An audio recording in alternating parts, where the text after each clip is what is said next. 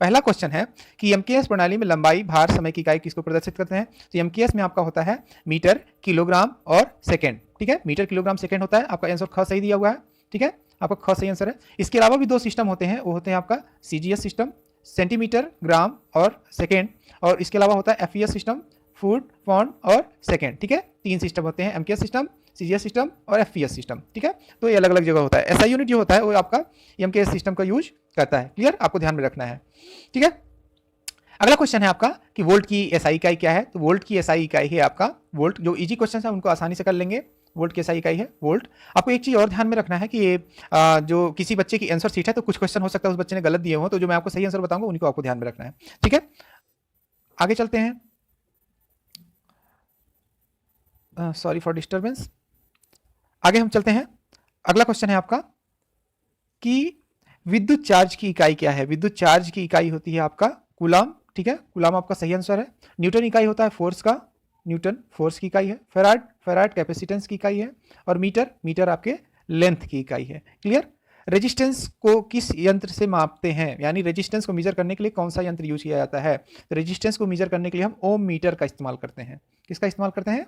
ओम metre का इस्तेमाल करते हैं। रेजिस्टेंस की यूनिट क्या है? रेजिस्टेंस की यूनिट है ओम।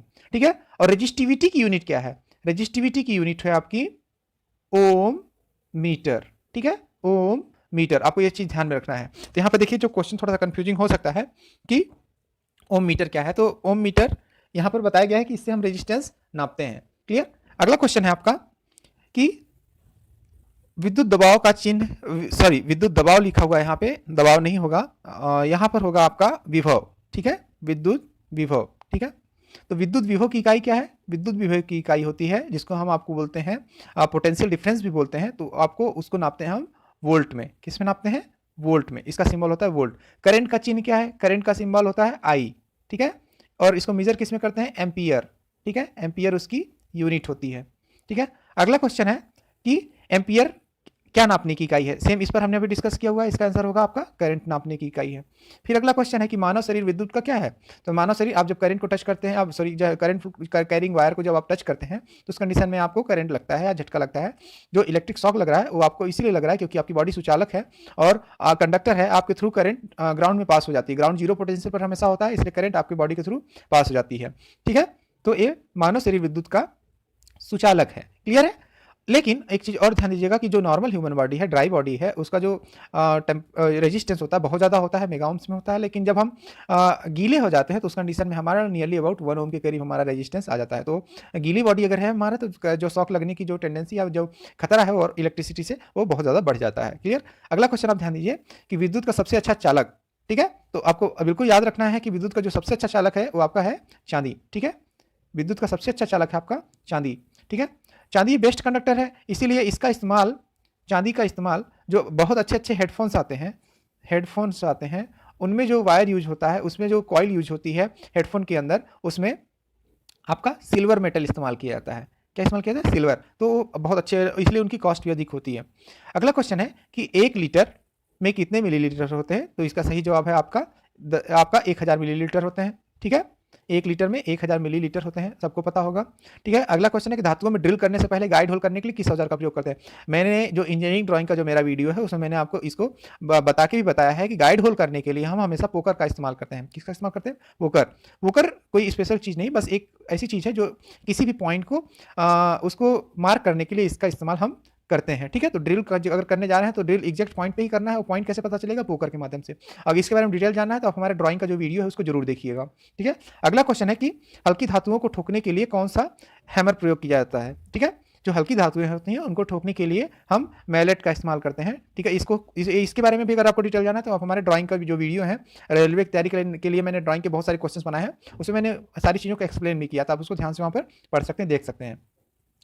अगला है कि किसी जॉब को पकड़ने के लिए कौन सा औजार प्रयोग करते हैं? अगेन मैं फिर से कहूंगा कि ड्राइंग की वीडियो में ये सारी चीजें आपको वहां पर विथ इमेज दिख जाएंगी, आप इनको देख भी सकते हैं। अगर आपको इसका आंसर नहीं पता है तो मैं आपको बता दूं, इसका आंसर है बेंच वाइज। ठीक है, बेंच वाइज वो चीज होती है, जॉब क्या होता है? कोई भी एक मटेरियल जिस पर आप वर्क करने जा रहे हैं उसको जब आप टाइटली होल्ड करते हैं, जैसे मान लीजिए आपका जॉब हो गया, तो इसको होल्ड करने के लिए एक इस साइड से मूविंग पार्ट होता था, इस साइड एक आपका फिक्स पार्ट होता था लोहे का बना हुआ। ठीक है, और इस मूविंग पार्ट को आप जब मूव करके इसको टाइटली कस देते थे, फिर इस पर आप रबिंग या इसको काटने का काम करते थे। तो ये जो पोर्शन क्वेश्चन होता है, इसको हम बेंच वाइज बोलते हैं। अगर आपको देखना है तो आप हमारा ड्राइंग का वीडियो जरूर देखें, ठीक है।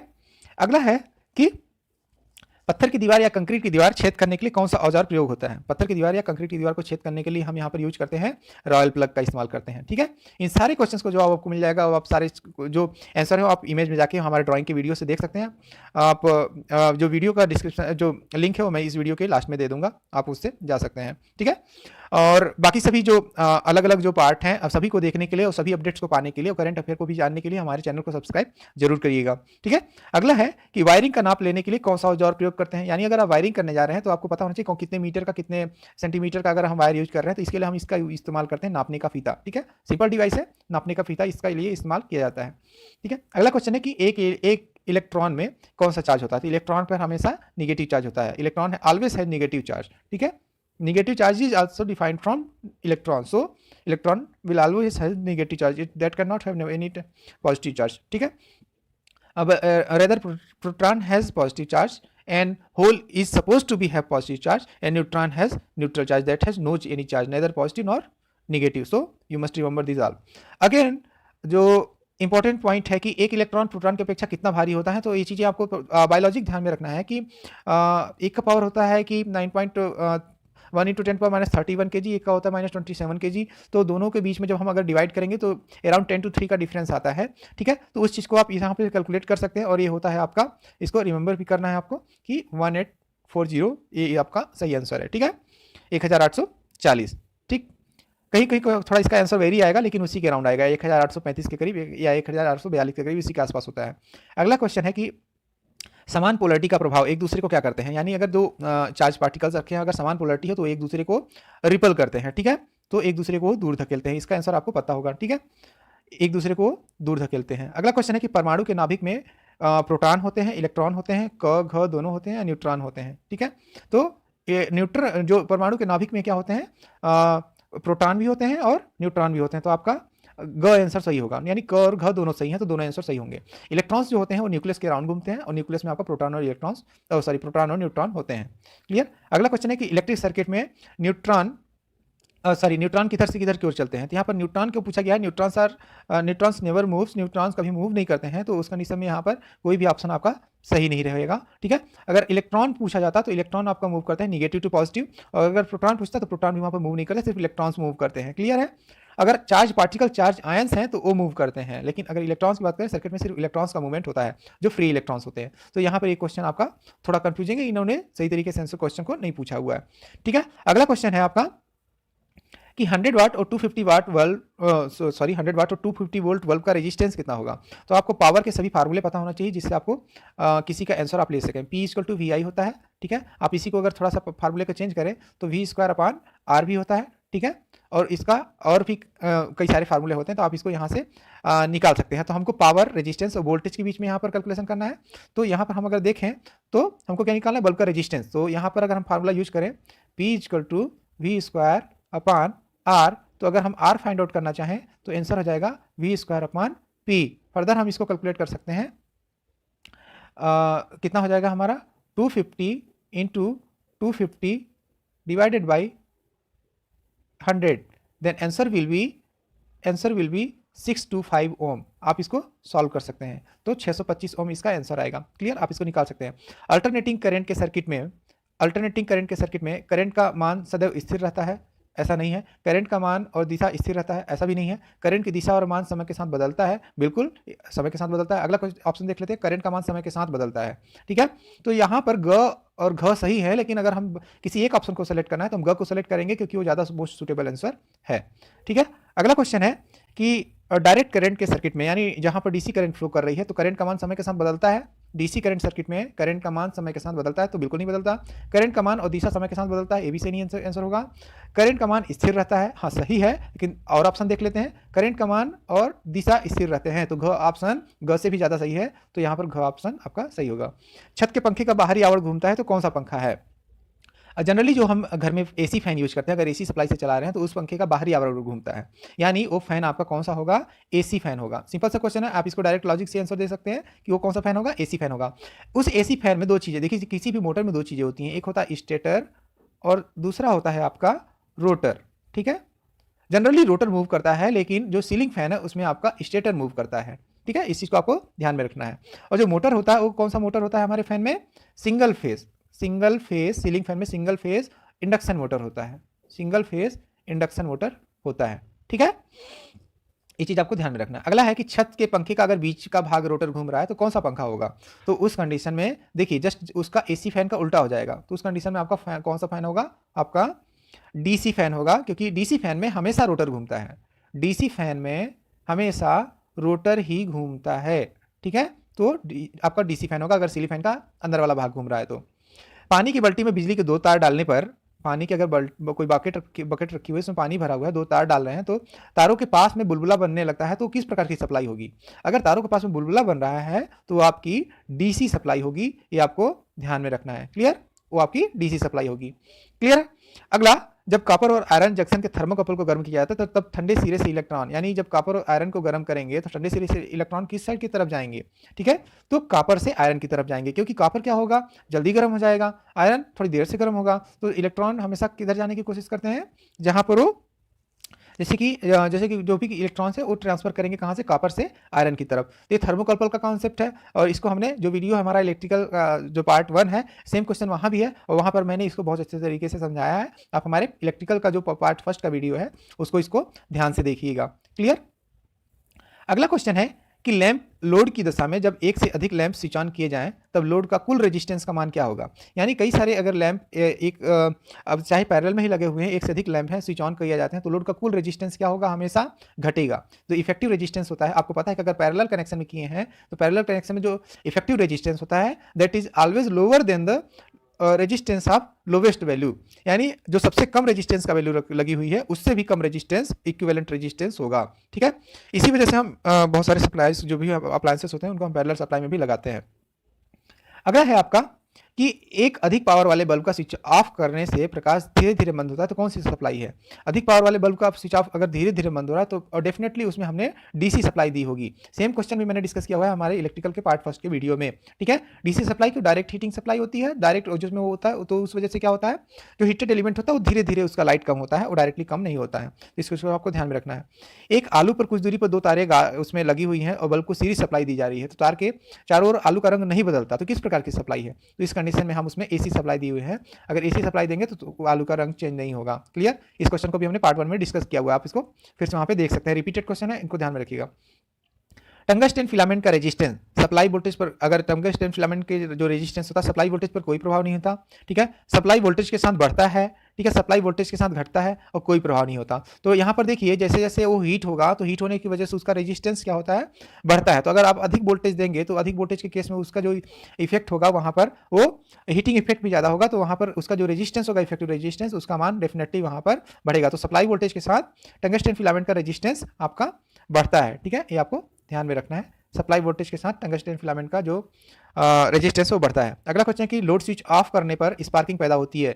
स्पार्किंग इसलिए पैदा होती है क्योंकि स्विच के अंदर इंडक्टिव इफेक्ट आ जाता है, सडन चेंज करने की वजह से करंट चेंज होती है और उसमें एनर्जी स्टोर रहती है, तो अचानक से तुरंत डिस्चार्ज नहीं होता, वो चेंज इन करंट का अपोज करता है। तो यह इस वजह से होता है क्योंकि वहाँ पर इंडक्टेंस इफेक्ट अधिक है।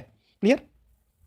अगला क्वेश्चन है कि जब हम घर की वायर में 1000 वाट का हीटर लगाते हैं तब हीटर लाल हो जाता है, जबकि वायरिंग तार अपेक्षाकृत ठंडे रहते हैं, क्यों?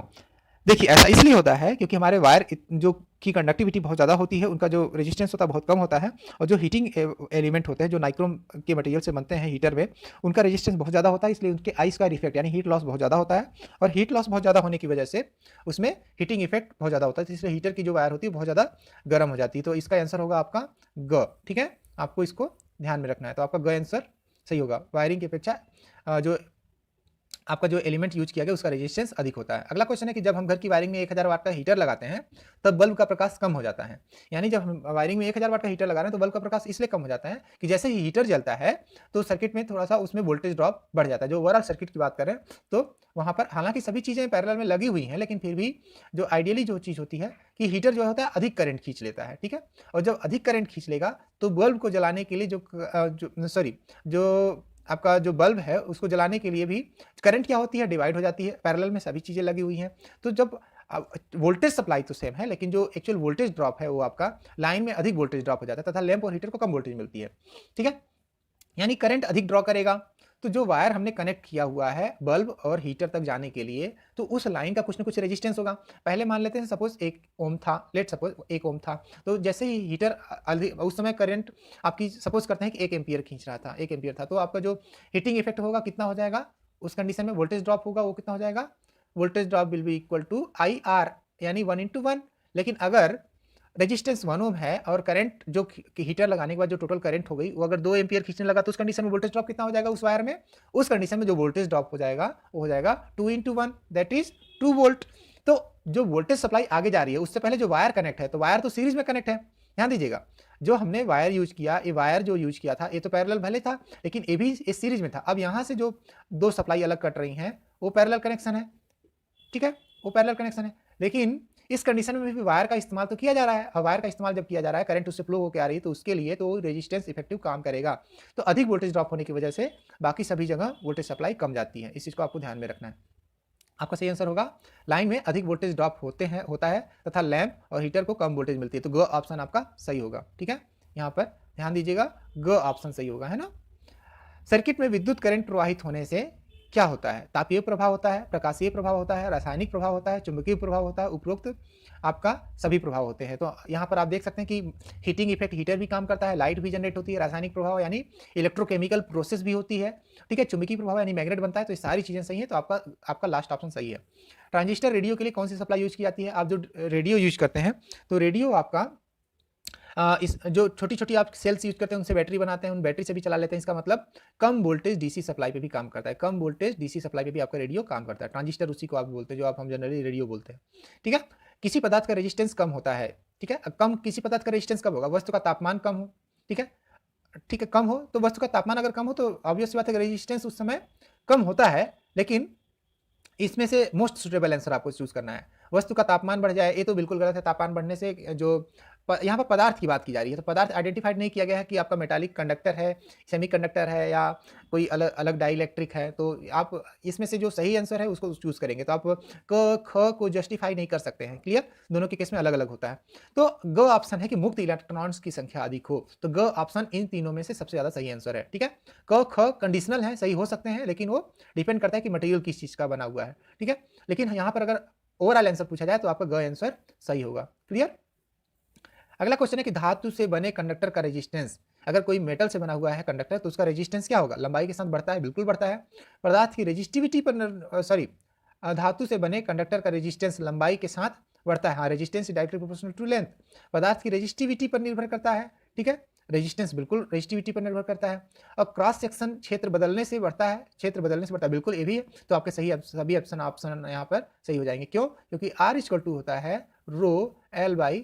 इस पर भी हमने काफी क्वेश्चंस डिस्कस पहले किए हुए हैं, ठीक है। सभी बेसिक क्वेश्चन है, बहुत ज्यादा टफ क्वेश्चन एग्जाम में नहीं आने वाला है, तो आपको इन सब चीजों को प्रिपेयर करना है, दिस आर बेसिक क्वेश्चंस, ठीक है। अगला क्वेश्चन है कि एक अच्छे कंडक्टर का स्पेसिफिक रेजिस्टेंस कितना होता है। एक अच्छे कंडक्टर का जो स्पेसिफिक रेजिस्टेंस सभी तापमान पर स्थिर रहता है, नहीं, ऐसा नहीं होता। जो स्पेसिफिक रेजिस्टेंस होता है वो टेम्परेचर डिपेंडेंट होता है। कंडक्टर की लंबाई पर निर्भर करता है, नहीं, लेंथ पर नहीं डिपेंड करता है। विशिष्ट तापमान पर निर्भर करता है, यानी विशिष्ट तापमान पर उसका निर्भर करता है, ठीक है। तो ये बिल्कुल सही है, टेम्परेचर डिपेंडेंट होता है। तो आपको रेजिस्टिविटी यहाँ पर अगर पूछी जा रही है, स्पेसिफिक रेजिस्टेंस पूछा जा रहा है तो विशिष्ट तापमान पर निर्भर करता है, ठीक है। जब हम रेजिस्टिविटी को डिफाइन करते हैं तो उसके पहले एक कंडीशन लगा लेते हैं कि एक स्पेसिफाइड टेम्परेचर या किसी फिक्स तापमान पर, फिक्स टेम्परेचर पर एक मानक लंबाई की कॉपर तार के आयरन में बिना परिवर्तन किए उसकी लंबाई 3 गुना बढ़ा दी जाए, तब तार का जो रेजिस्टेंस है वो कितना होगा, आयतन में बिना परिवर्तन किए, ठीक है। ध्यान दीजिएगा, आयतन में परिवर्तन नहीं कर रहा है और उसको लंबाई को बढ़ा दे रहा है। जब ऐसा करेगा तो उस कंडीशन में जो एरिया ऑफ क्रॉस सेक्शन है वो कम हो जाएगा। तो यहाँ पर आपको रेशियो निकालना पड़ेगा। तो रेशियो निकालने के लिए आपको ध्यान में होना चाहिए कि सिलेंडर का वॉल्यूम क्या होता है, πr²h πr²h, यानी दोनों के केस में वो वैल्यू सेम रहेगी। आप इस तरीके से कर सकते हैं कि area of cross section into length, ठीक है, area of cross section into length. तो पहले आप A1 और A2 का रेशियो निकाल लेंगे और L1 L2 का, तो A1 इंटू L1 निकाल लेंगे, वो बराबर होगा A2 इंटू L2, ठीक है, A2 इंटू L2, और इन दोनों का आप रेशियो निकाल लेंगे, फिर आप इसका आंसर भी फाइंड आउट कर सकते हैं। आप बाई इक्वेशन इसको सॉल्व कर सकते हैं, बिल्कुल बहुत आसान क्वेश्चन है। तो इसका आंसर होगा आपका कि 9 गुना हो जाएगा। देखिए लंबाई बढ़ा रहे हैं, एरिया क्रॉस सेक्शन भी कम कर दे रहे हैं, ठीक है। तो उस कंडीशन में लंबाई जो होगी 3 गुना हो गई, एरिया क्रॉस सेक्शन 1/3 गुना कम हो गया, 1/3 हो गया। तो इस कंडीशन में 3 × 3 यानी 9 टाइम्स हो जाएगा, रेजिस्टेंस बढ़ेगा। पहले तो आप ये देखिएगा बढ़ेगा कि घटेगा, तो फिर आप यहाँ पे गुना का भी हिसाब लगा सकते हैं। तो 9 गुना आपका हो जाएगा। तो आपको इसका आंसर ध्यान देना है। एक कंडक्टर के समांतर वोल्टेज देने पर करंट किन अवस्थाओं में बढ़ेगा? अगर समांतर वोल्टेज सभी को दिया गया है तो करंट किस कंडीशन में बढ़ेगा? ठीक है, कंडक्टर के क्रॉस सेक्शन क्षेत्र बढ़ाने पर, ठीक है, कंडक्टर की लंबाई बढ़ाने पर, कंडक्टर की लंबाई घटाने पर, ठीक है, और क्रॉस सेक्शन क्षेत्रफल और लंबाई घटाने पर, ठीक है। तो क्रॉस सेक्शन क्षेत्र अगर हम बढ़ा रहे हैं तो उस कंडीशन में करंट हमेशा बढ़ेगा, यानी वोल्टेज आप सेम रख रहे हैं और उस कंडीशन में आप क्रॉस सेक्शन एरिया बढ़ाएंगे तो रेजिस्टेंस का मान क्या होगा? कम होगा। V is directly proportional to I या V equal to I R, ठीक है। अगर V कांस्टेंट है, ये वैल्यू आपकी कांस्टेंट है, तो इस कंडीशन में अगर R को आप कम करेंगे तो ऑटोमेटिक I का मान बढ़ जाएगा। सेम वही क्वेश्चन है कि अगर I को बढ़ाना है तो R के मान को घटाना पड़ेगा और R का मान तभी घटेगा जब क्रॉस सेक्शन एरिया बढ़ेगा, ठीक है। आप इसको दूसरे जगह रिलेट कर सकते हैं। आपको रेजिस्टेंस के फार्मूले से rho equal to R equal to rho L by A, तो एरिया ऑफ क्रॉस सेक्शन आप बढ़ाएंगे तो रेजिस्टेंस कम होगा। यदि 10 ओम के 10 रेजिस्टेंस समानांतर में जुड़े हुए तो इनका संयुक्त रेजिस्टेंस कितना होगा? तो आपको पहले भी हमने बताया है कि जो अगर सेम वैल्यू के n रजिस्टर आपस में कनेक्ट हो रहा है पैरेलल कनेक्शन में, तो उसका जो इफेक्टिव रेजिस्टेंस होता है वो होता है R डिवाइडेड बाई n। यहाँ पर है R की वैल्यू है 10 ओम और डिवाइडेड बाई 10, तो इफेक्टिव रेजिस्टेंस हो जाएगा आपका 1 ओम। क्लियर। अगला क्वेश्चन है कि किस लैंप का रेजिस्टेंस अधिक है? तो सेम आप फार्मूला यूज करके आप इसको फाइंड आउट कर सकते हैं। कौन सा formula? Power is equal to V square divided by R, ठीक है। तो R इक्वल टू हो जाएगा V स्क्वायर बाई P। तो आप इसका आंसर आप फार्मूला लगा के बिल्कुल फाइंड आउट कर सकते हैं और इसको आप चेक कर लीजिएगा, ठीक है। और यहाँ पर जैसे दिया गया है तो आपका कितना हो जाएगा? हाँ एग्जैक्टली यहाँ पर देखिए इस सभी में अगर वोल्टेज सेम दिया गया है तो जिसकी सबसे वैल्यू पावर की कम होगी वही आंसर होगा। तो आपका यहाँ पर घ आंसर होगा। आप इस तरीके से भी इसको बाय लॉजिक लगा सकते हैं, आपको कैलकुलेशन भी नहीं करना पड़ेगा। अगला क्वेश्चन है कि तीन निम्न रेटिंग वाले लैंप सीरीज में वोल्ट सप्लाई में जोड़े गए हैं, तो कौन सा लैंप सबसे अधिक रोशनी देगा?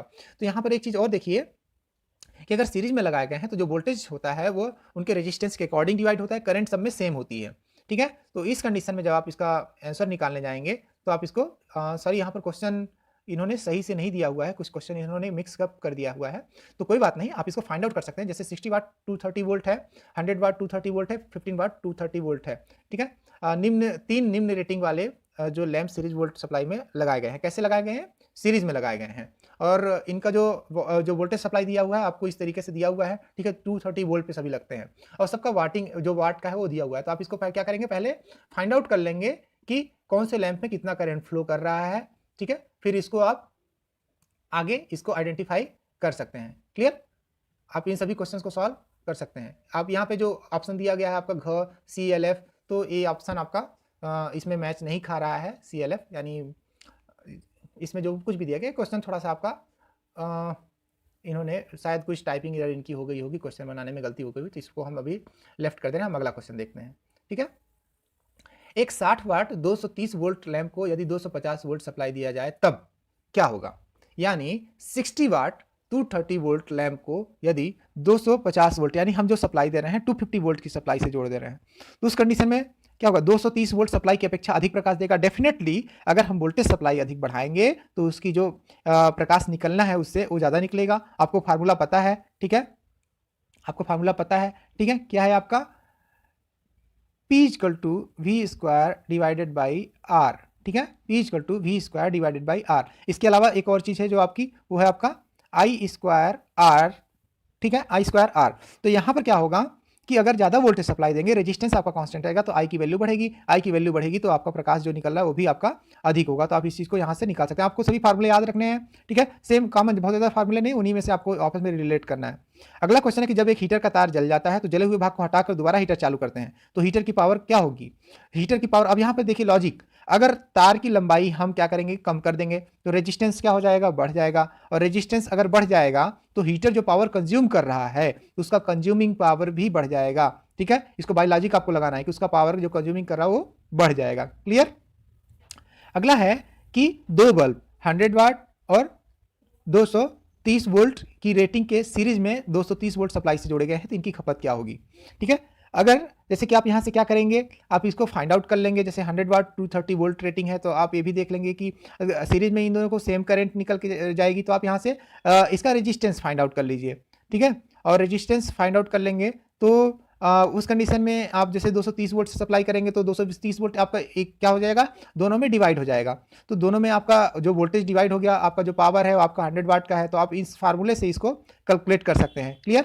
यहाँ पर सीरीज में अगर हम दे रहे हैं तो जो इफेक्टिव वोल्टेज होगा वी इफेक्टिव हो जाएगा आपका 230 डिवाइडेड बाई 2। तो इसका आंसर होगा वी इफेक्टिव यानी V1, अगर हम V1 की बात करें तो हो जाएगा आपका, ठीक है, इतने 115 वोल्ट, ठीक है, 115 वोल्ट। तो ये हो जाएगा voltage supply across one and also voltage supply across other, ठीक है। तो यहाँ से आप इसको फाइंड आउट कर सकते हैं। क्लियर। आपका यहाँ पर आंसर होगा आपका 50 वाट, ठीक है। इसको सॉल्व करते हैं। जैसे कि 230 का एक कितना हो जाएगा, एक अगर हम बात करें एक बल्ब में, तो एक बल्ब में आपका होगा 115 into 115, this is V square for individual bulb divided by resistance. How much would be resistance, आप यहाँ से फाइंड आउट कर सकते हैं। 230 इंटू 230 यानी वी स्क्वायर अपान जो पावर कंज्यूम इन्होंने किया है, जैसे हमने ऊपर के फार्मूले में डिस्कस किया है। तो ये कितना हो जाएगा 230 इंटू 230, ठीक है, डिवाइडेड बाई जो 100 करेंगे तो ये आपका 100 कहाँ चला जाएगा, ऊपर चला जाएगा। तो यही होगा power consumed by one bulb, ठीक है। एक बल्ब के द्वारा जो पावर कंज्यूम किया जाएगा उसका आंसर यहाँ पर आएगा। तो कितना जाएगा, this is 2 times, this is also 2 times and 2 into 2 4 times, ठीक है। इसको जब डिवाइड करेंगे तो ये हो जाएगा 25, यानी एक बल्ब आपका कंज्यूम करेगा 25 वाट, ठीक है। एक बल्ब कंज्यूम करेगा 25 वाट, तो दो बल्ब कितना कंज्यूम करेंगे 50 वाट, ठीक है। आप इसको इस तरीके से सॉल्व कर सकते हैं। अगला क्वेश्चन है कि निम्न पदार्थ में किसका ताप जो टेम्परेचर कोफिशिएंट है लगभग शून्य होता है। तो टेम्परेचर कोफिशिएंट यहाँ पर जो है वो आपका मैंगनीज का टेम्परेचर कोफिशिएंट शून्य होता है, यानी जैसे कि अगर हम टेम्परेचर बढ़ाते जाएं तो उस कंडीशन में जो रेजिस्टेंस है उसी के हिसाब टेम्परेचर कोफिशिएंट के हिसाब से बढ़ता है, लेकिन यहाँ पर मैंगनीज के केस में ऐसा नहीं होता। तो आपको इस क्वेश्चन को इंपॉर्टेंट क्वेश्चन है, ठीक है। अगर कभी पूछ दिया गया तो आपको इसको बिना रटे आप कॉन्सेप्ट से नहीं लगा सकते, आपको जानकारी इसको याद ही रखनी पड़ेगी। अगला है कि दो समान मान वाले रजिस्टर को समानांतर पर जोड़ने पर उनका संयुक्त रेजिस्टेंस क्या होगा। अगर समान वैल्यू है तो अगेन ऊपर जैसा क्वेश्चन हमने किया था, कितना हो जाएगा R/2, ठीक है, R/2 यानी आधा हो जाएगा। तो आपका ग आंसर सही है, एक रेजिस्टेंस का आधा हो जाएगा, ठीक है। अगला क्वेश्चन है कि सेमीकंडक्टर का तापमान या सेमीकंडक्टर का जो टेम्परेचर कोफिशिएंट कैसा होता है। तो सेमीकंडक्टर को जैसे ही हम गर्म करते हैं तो और अच्छा कंडक्टर बिहेव करने लगता है, यानी उनका टेम्परेचर कोफिशिएंट कैसा होता है, निगेटिव होता है, ठीक है, उनका टेम्परेचर कोफिशिएंट निगेटिव होता है। अगला है कि नाइक्रोम को अधिक कहाँ प्रयोग करते हैं। तो नाइक्रोम का इस्तेमाल हीटर की कॉइल के रूप में किया जाता है, ठीक है। ट्रांसफार्मर में तो हमें नहीं करना, सर्किट कनेक्शन में नहीं करना, लैंप फिलामेंट में हम टंगस्टन का उपयोग करते हैं, तो हीटर कॉइल में इसका इस्तेमाल हम करते हैं। अगला क्वेश्चन है कंडक्टर की रेजिस्टिविटी तापमान बढ़ने से तेजी से बढ़ती है, ठीक है, तापमान बढ़ने से बहुत कम बढ़ती है, थोड़ा सा तापमान बढ़ने से बहुत तेजी से बढ़ती है, तापमान बढ़ने से बहुत कम घटती है। तो यहाँ पर तापमान बढ़ने से बहुत तेजी से नहीं बढ़ती है, रेजिस्टिविटी का मान थोड़ा बहुत यानी धीरे धीरे तापमान के साथ बढ़ता है। तो आपका अगर मोस्ट सुटेबल आंसर यहाँ पर देखा जाए तो तापमान बढ़ने से बहुत कम बढ़ती है, ठीक है, लेकिन बढ़ती है। अगला क्वेश्चन है कि दो समान धातुओं के कंडक्टर की लंबाई है, यानी दो समान धातुओं के कंडक्टर की समान लंबाई है, किंतु एक का व्यास दूसरे से 2 गुना है, यानी डायमीटर एक का दूसरे वाले से 2 गुना ज़्यादा है। यदि मोटे कंडक्टर का रेजिस्टेंस 20 ओम है तब दूसरे कंडक्टर का रेजिस्टेंस कितना होगा। तो आप इसको फार्मूले से लगा सकते हैं। आपको फार्मूला बताया गया कौन सा, R=ρL/A। तो आप यहाँ पे रो को अगर दोनों का कांस्टेंट रो है, दो सेम मटेरियल के हैं, तो L/A देखते हैं, ठीक है। तो जिसका एरिया ऑफ क्रॉस सेक्शन ज़्यादा है उसका जो रेजिस्टेंस होगा, लंबाई भी समान है, ठीक है। तो R1 और R2 का जो रेशियो होगा वह A2 और A1 के रेशियो के बराबर हो जाएगा, ठीक है, क्योंकि इन्वर्सली प्रोपोर्शनल होता है। तो अगर R1 का मान आपका दिया हुआ है एक दो समान के व्यास दूसरे से 2 गुना है, तो कंडक्टर का रेजिस्टेंस 2 गुना, यदि मोटे कंडक्टर का रेजिस्टेंस 20 ओम है, यानी अगर हम मान लें कि R2 का जो एरिया ऑफ क्रॉस सेक्शन है वो ज़्यादा है, 20 ओम है, ठीक है, तो 2 गुना है, यानी R1 की वैल्यू आपका जो रेजिस्टेंस वो आपका 20 ओम है, R2 का वैल्यू अगर हम मान लें कि X फाइंड आउट करना है, तो एरिया ऑफ क्रॉस सेक्शन ज़्यादा किसका है, A2 2 गुना ज़्यादा है, सॉरी A1 ज़्यादा है 2 गुना किससे, A2 से। तो हम यहाँ पर देखेंगे तो कितना हो जाएगा 1/2। तो आप इसको यहाँ से फाइंड आउट कर सकते हैं कि उसका जो रेजिस्टेंस होगा वो कितना होगा, इसको आपको ध्यान में रखना है। तो कितना आ जाएगा यहाँ पर सॉरी यहाँ पर एरिया की बात नहीं की गई है, यहाँ पर व्यास की बात की गई है। सॉरी यहाँ पर मुझे माफ़ कीजिएगा, यहाँ पर व्यास की बात की गई है। ठीक है, तो अगर व्यास की बात की गई है तो एरिया इक्वल टू होता है, एरिया इक्वल टू होता है पाई आर स्क्वायर। ठीक है, तो यहाँ पे स्क्वायर का फंक्शन भी इन्वॉल्व होगा, तो जो रेजिस्टेंस होगा वो आपका हो जाएगा 4 टाइम्स हो जाएगा। तो इसको आपको बाई ट्रिक याद करना है, तो मैं आपको सॉल्व करके बताना चाहता था। तो आप इसको यहाँ पर देखिएगा, एरिया आप रेशियो निकालेंगे R1 और R2 का, तो R1 और R2 का जो रेशियो हो जाएगा वो हो जाएगा 1:4 का। तो R2 की जो वैल्यू निकल के आएगी, R2 की जो वैल्यू निकल के आएगी वो होगी आपकी 20/4। ठीक है, 20/4, तो हो जाएगा आपका 80 ओम। क्लियर। अगला क्वेश्चन है कि यदि सर्किट में आवश्यकता से अधिक रेटिंग का फ्यूज लगाया जाए तो ऐसा क्या होगा।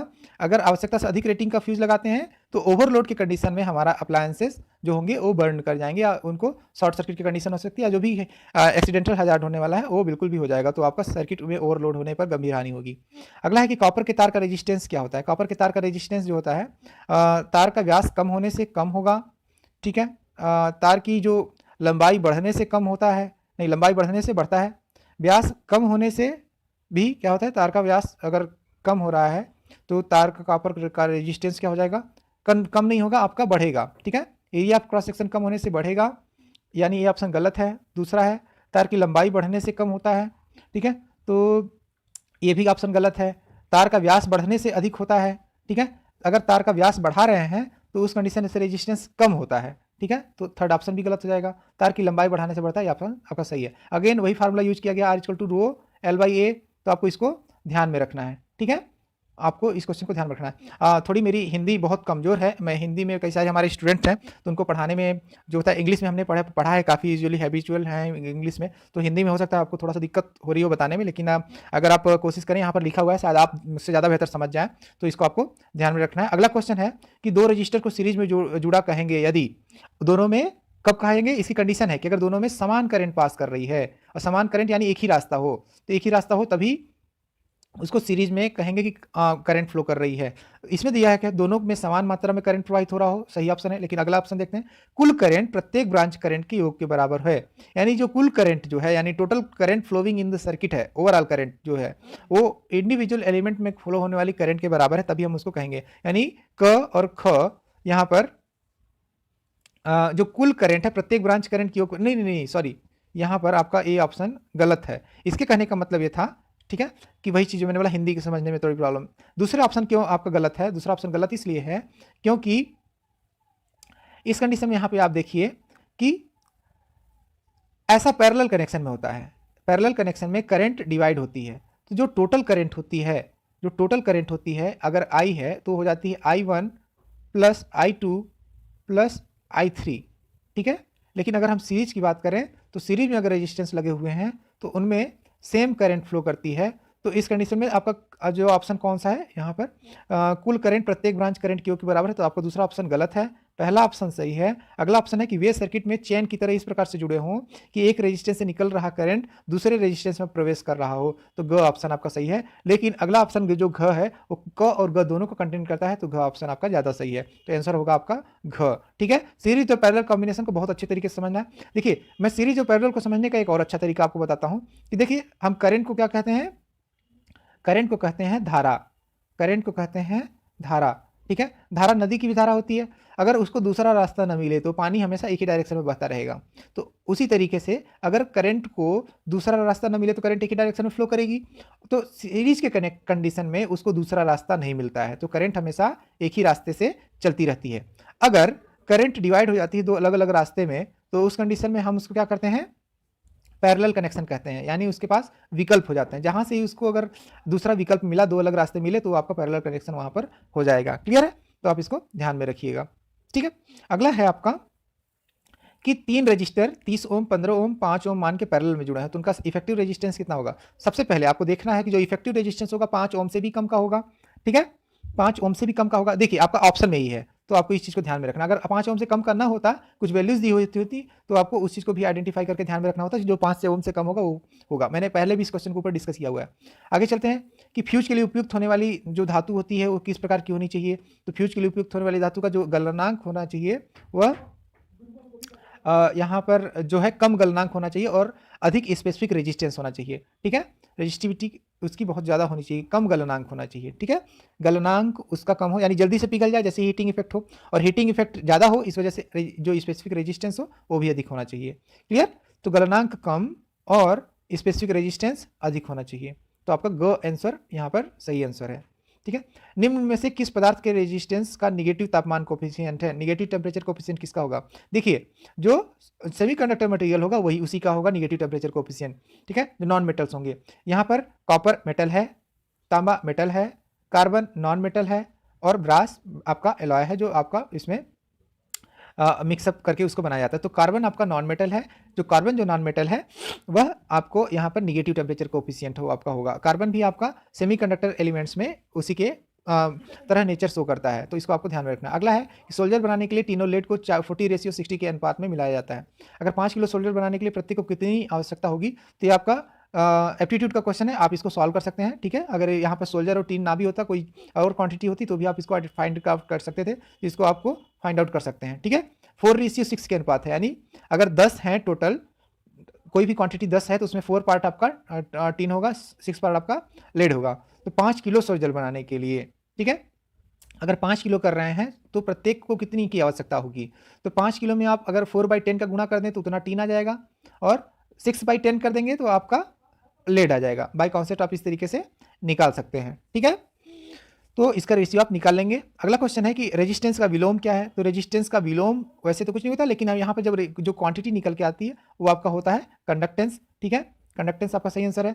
अगला है कि जब कार्बन फिलामेंट के द्वारा करंट प्रवाहित होता है तब फिलामेंट का रेजिस्टेंस कम होता है, क्योंकि, ठीक है, क्योंकि उसका कार्बन का जो टेम्परेचर कोफिशिएंट होता है वो कैसा होता है? निगेटिव। अभी हमने ऊपर डिस्कस किया हुआ है, इंपॉर्टेंट क्वेश्चन है, ठीक है, इसको आपको ध्यान में रखना है। अगला है कि यदि एक केबल का इंसुलेशन रेजिस्टेंस 200 किलोमीटर है, ठीक है, तब 250 मीटर लंबी केबल का इंसुलेशन रेजिस्टेंस कितना होगा?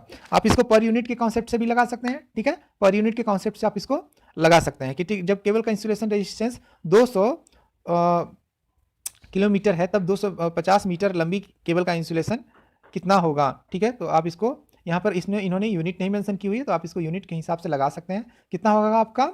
1/4 हो जाएगा।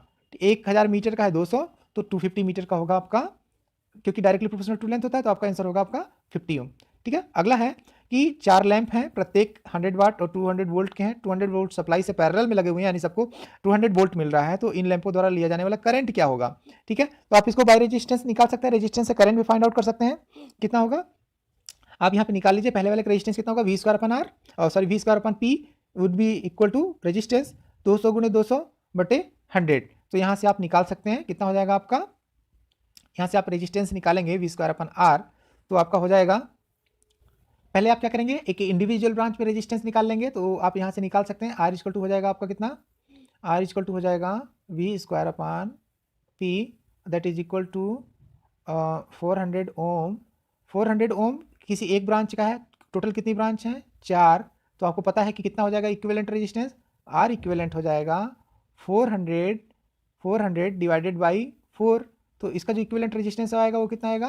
100 ओम। जब 100 ओम इक्विवेलेंट रेजिस्टेंस आ गया और टोटल सप्लाई जो दी गई है वो आपके 200 वोल्ट है, तो सर्किट में जो करंट जा रही है वो कितनी हो जाएगी? हो जाएगी आपकी 200 वोल्ट डिवाइडेड बाई 100 ओम। तो इसका आंसर हो जाएगा आपका 2 एम्पियर, ठीक है। तो आपका ख आंसर होगा 2 एम्पियर। अगला क्वेश्चन है कि निम्न धातुओं में से सबसे कम किस धातु की रेजिस्टिविटी है? तो सबसे कम जो रेजिस्टिविटी होगी, जो सबसे अच्छा कंडक्टर होगा, तो सबसे अच्छा कंडक्टर है आपका यहाँ पर चांदी। हमने ऊपर डिस्कस किया हुआ है, तो आपको याद रखना है कि चांदी यानी सिल्वर, ठीक है, जिसको हम Ag से रिप्रेजेंट करते हैं, ठीक है, अर्जेंटम इसका लैटिन नेम है, तो इसको आपको ध्यान में रखना है। अगला है कि यदि एक 100 वाट का और 100 वोल्ट का जो लैंप के सीरीज में 40 वाट और 100 वोल्ट बल्ब सीरीज में जोड़कर 200 वोल्ट की सप्लाई दी जाए तो क्या होगा?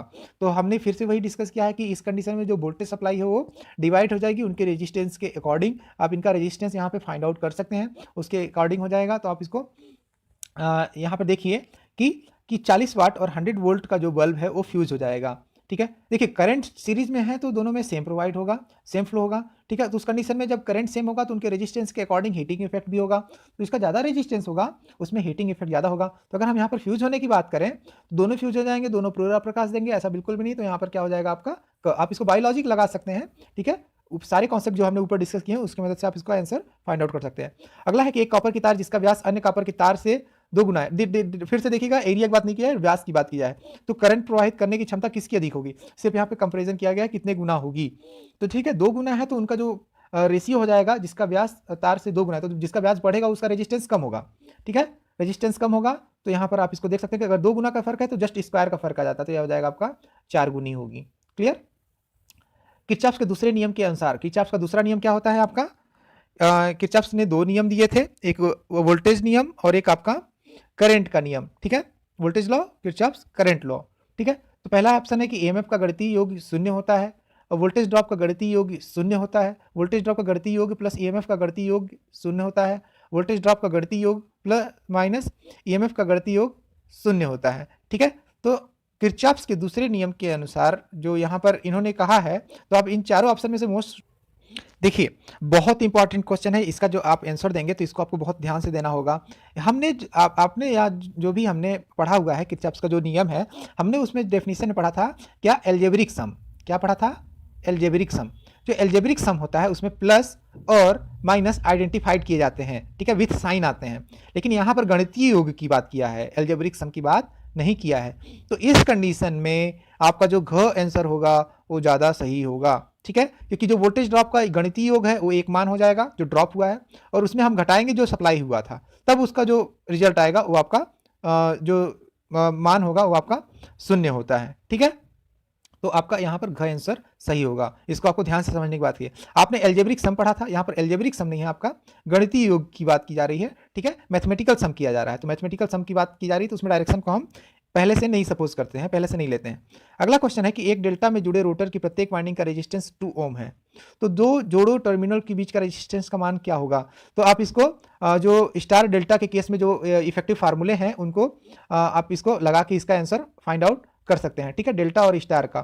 ठीक है, यहाँ पर आपका दिया हुआ है कि एक, इसको कैसे फाइंड आउट करेंगे आप देख लीजिए। इनके कहने का मतलब है कि एक रेजिस्टेंस यहाँ पर इस तरीके से लगा हुआ है डेल्टा कनेक्शन में, एक रेजिस्टेंस यहाँ है, आपका दूसरा रेजिस्टेंस यहाँ है, ठीक है, और आपका तीसरा रेजिस्टेंस यहाँ है। हमको फाइंड आउट करना है resistance, equivalent resistance between this A and B, इन दो टर्मिनल के बीच में। आप देख सकते हैं डेल्टा फॉर्मेशन करना है, तो जब आप इक्विवेलेंट रेजिस्टेंस निकालेंगे, इसका 2 ओम है, इसका 2 ओम है, तो इस कंडीशन में यहाँ पर, और इसका कितना है, इसका भी 2 ओम है, तो इक्विवेलेंट रेजिस्टेंस अगर फाइंड आउट कर रहे हैं किसी इसके बीच में, तो इनका जो इक्विवेलेंट रेजिस्टेंस होगा वो आप यहाँ से कैसे निकालेंगे, पहले इक्विवेलेंट रेजिस्टेंस इसका सीरीज में निकालेंगे, तो हो जाएगा 4 ओम। कितना हो जाएगा, 4 ओम। ठीक है, और आगे तो इसका सोल्यूशन हो जाएगा आपका कितना, 4, आप पैरेलल इक्विवेलेंट का फॉर्मूला निकाल सकते हैं, कितना निकालते हैं, R1 R2 अपान R1 प्लस R2। तो यहाँ पर एक वैल्यू है आपकी 4 और दूसरी वैल्यू है आपकी 2 डिवाइडेड बाई 6, तो कितना हो जाएगा, 2 तिहाई 6, तो आपका 4/3 का आंसर होगा आपका 1.33 ओम। तो आप इस तरीके से इसका आंसर निकाल सकते हैं। अगला है कि 100 वाट और 40 वाट के बल्ब की समान वोल्टेज रेटिंग है, तब 40 वाट का बल्ब का जो रेजिस्टेंस होगा कितना होगा। अगेन सेम वही फार्मूला आपका निकालना है, कितना, R=V²/P। तो जिसका ज़्यादा पावर होगा उसका रेजिस्टेंस यहाँ पर क्या होगा, कम होगा। ठीक है, क्योंकि वोल्टेज आपका सेम है, वोल्टेज सेम है, तो आप निकाल सकते हैं R क्या होता है, R is inversely proportional to the power rating. Power rating जिसकी ज़्यादा होगी उसका रेजिस्टेंस कम होगा। क्लियर, अगर V कांस्टेंट है तो। अब बाई क्वेश्चन इसको भी फाइंड आउट कर सकते हैं। अगला क्वेश्चन है कि एक हीटर का हीटिंग एलिमेंट नाइक्रोम तार से बना हुआ है, इसका रेजिस्टेंस 1.1 ओम पर मीटर है। ठीक है, यदि हीटर की जो रेटिंग है वो 220 वोल्ट पर 1100 वाट है, तो आवश्यक तार की लंबाई क्या है। तो आप इसको फाइंड आउट कर सकते हैं। इसको आपको क्या दिया हुआ है, रेजिस्टेंस पर मीटर दिया हुआ है, ठीक है, और उसकी रेटिंग दी गई है 220 वोल्ट पर इतने वाट है। तो आप टोटल रेजिस्टेंस यहाँ से फाइंड आउट कर सकते हैं, कितना हो जाएगा आपका रेजिस्टेंस, यहाँ से निकाल लेंगे। अगेन वही फार्मूला आपका V²/P, तो V²/P से निकालेंगे तो आपका कितना हो जाएगा, आप इसको निकाल सकते हैं 220 मल्टीप्लाई बाई 220 डिवाइडेड बाई 1100। ठीक है, 0 will get cancel out from here and 11 will divide it 2 times. ठीक है, 22 and effective resistance is here that is 44 ओम। ठीक है, now you have find the total resistance is 44 ओम। तो अगेन यहाँ से आप फिर निकालेंगे कि 44 ओम के लिए 1 मीटर के लिए होता है 1.1, तो 44 ओम के लिए हमको कितना चाहिए होगा 44 divided by 1.1। This point when will get cancel, this will get replace